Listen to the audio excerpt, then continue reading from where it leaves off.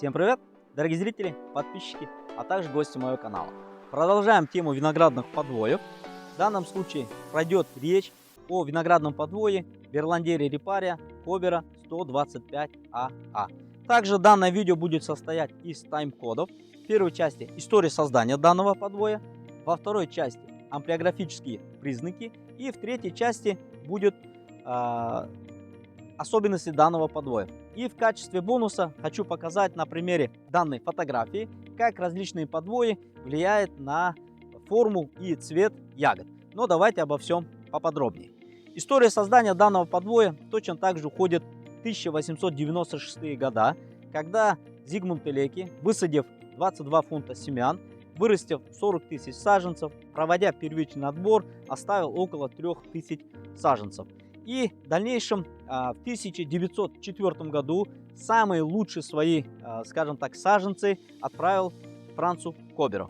Франц Кобер разделил их на 4 группы и обозначил буквенными значениями А, Б, С, Д. И самые лучшие, перспективные, на его взгляд, обозначил двумя буквенными значениями. Знаем, да, что в группе Б находился знаменитый сорт Кобер 5ББ. А вот в группе А он обозначил саженец под номером 125 двумя буквенными значениями АА. Оттуда и происходит название данного подвойного сорта Кобер 125АА.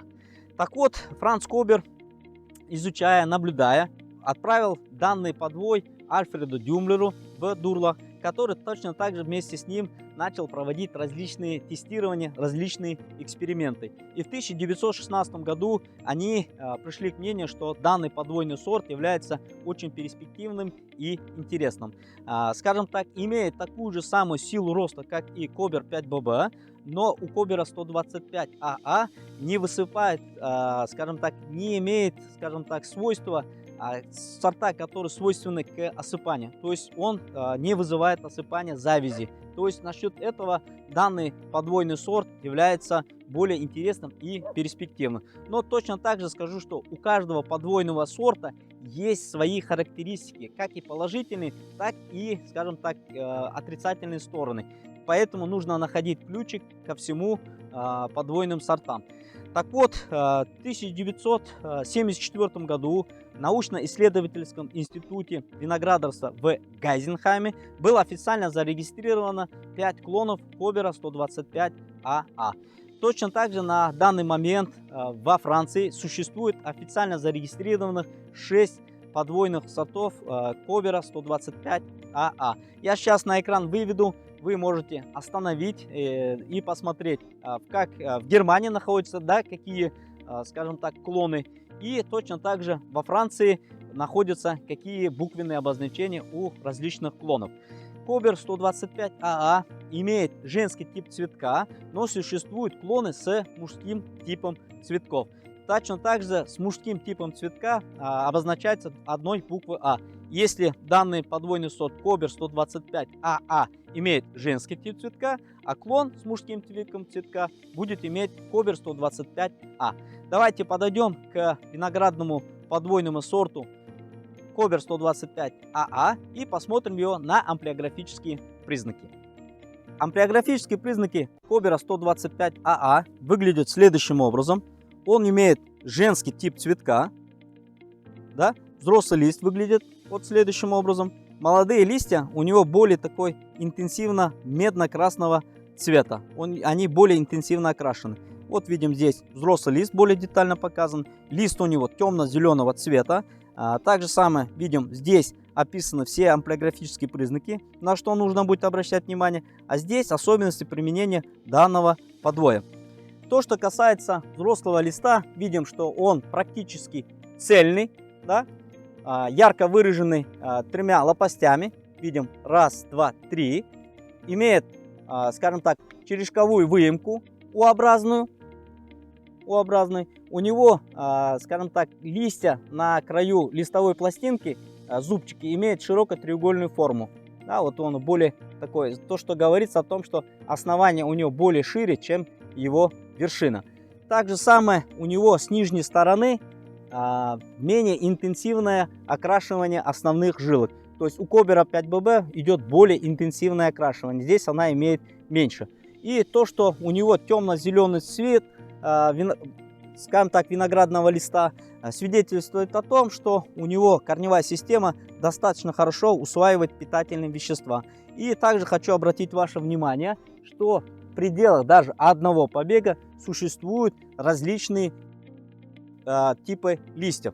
Видим один лист, да, вот второй лист. Если бы мы идентифицировали только на основании фотографии одного листа, то есть если бы нам попался бы данный лист, то, скажем, идентификация была бы совершенно неправильной. На это тоже надо обращать внимание, что характерные листовые, скажем так, характеристики бывают на 8-12 узле, которые ярко выражены. И также идентификация основана не только на основании одного листа. Существуют амплиографические признаки, которые описаны не только взрослый лист, но и тип цветка. К примеру, Cobra 125AA имеет женский тип цветка и завязывает вот такие вот небольшие ягоды, которые при полном созревании будут, скажем так, черного цвета, небольшие, примерно 3-4 мм в диаметре. Также самое у него молодые листья, более интенсивно окрашены, имеет такой красновато-коричневый тип. Давайте посмотрим его поближе. Я надеюсь, что камера его сфокусирует. Вот она, видим, более красного цвета имеет, да, более такой коричнево-красного цвета. Также самое, вот поверну камеру, она такая более интенсивно имеет такое опушение, войлочное опушение. Также самое верхушка побега у него, видим, имеет более такое, скажем так, антоциновую окраску, да, по краям. И она, верхушка полузакрытая. Также самое, она преимущественно состоит из 3 усиков, но встречается и с 2 усиками тоже. Это то, что касается амплиографических признаков. Повторяюсь, нужно смотреть на многие факторы, чтобы обратить внимание или же идентифицировать тот или иной сорт. Это то, что касается амплиографических признаков. То, что касается особенностей данного подвоя. Данный подвой, скажем так, считается средней устойчивости к активной извести по различным данным от 13 до 17%. Также самое, данный подвой не подойдет к сухим почвам, также чрезмерно уплотненным почвам. Он, скажем так, более приспособлен к хорошо обогащенным питательным почвам. Имеет хорошую структурированную корневую систему, но она не настолько глубоко уходит, как Cobra 5BB. Имеет большую силу роста, но значительно меньше, чем Cobra 5BB. У Cobra 125AA чуть-чуть меньше, чем у Cobra 5BB. Но за счет этого она, скажем так, не вызывает осыпания тех сортов, которые склонны к осыпанию во время цветения. То есть это его является безусловным плюсом. Также самые сорта, привитые на данный подвой, имеют большую нагрузку. Ягоды у него увеличиваются в размере. За счет этого увеличивается в, скажем так, урожае. Это то, что касается особенностей данного подвоя. Устойчивость засухи у него считается средней. Если, скажем так, Cobra 5BB за счет того, корневая система уходит намного глубже, более засухоустойчива, и она, Cobra 5BB, более плотным, тяжелым почвам, здесь она к более тяжелым, плотным почвам не подойдет. Это то, что касается особенностей данного подвоя. Давайте я сейчас на экран выведу фотографию, и на данной фотографии можем обратить внимание, как различные подвои влияют на форму ягод. Да? Проводили очень интересный эксперимент.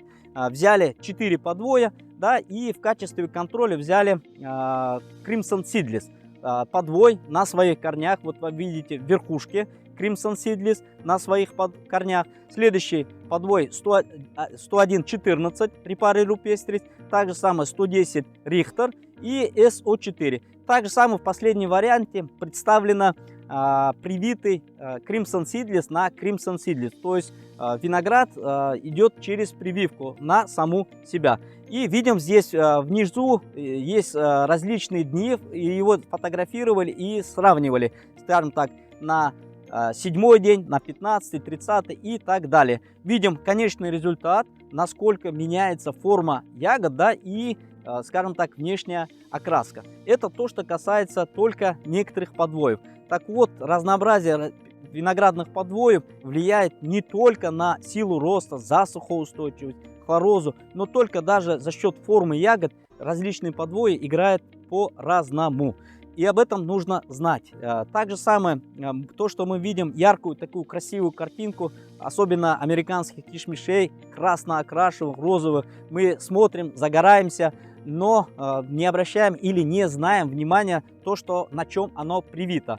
Это нужно обязательно знать, так как за рубежом уже давно подобрали наиболее лучшие подвои, которые давали бы столь хороший результат. Так же самое я Кобер 125 АА посадил на постоянное место. В будущем, скажем так, собираюсь прививать на него различные сорта и смотреть и сравнивать, как они будут вести себя на различных подвоях. Но опять же, этот эксперимент на будущее, данные, скажем так, нужно время, нужно годы. Я знаю, мы все торопимся, в том числе и я. Но ясных ответов, какой виноградный сорт хорошо бы подошел бы к определенному подвойному сорту, к сожалению, и я не знаю. Возможно, вы знаете, напишите в комментариях.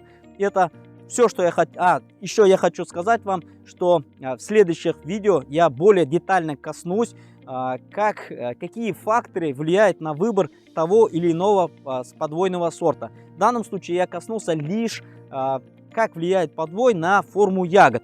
А кроме этого, скажем так, влияет не только на форму ягод, а есть и другие моменты, на что нужно обращать при выборе различных подвоев. Но это тема следующего видеоролика. Это все, что я хотел сегодня рассказать. Всем пока, до новых видео.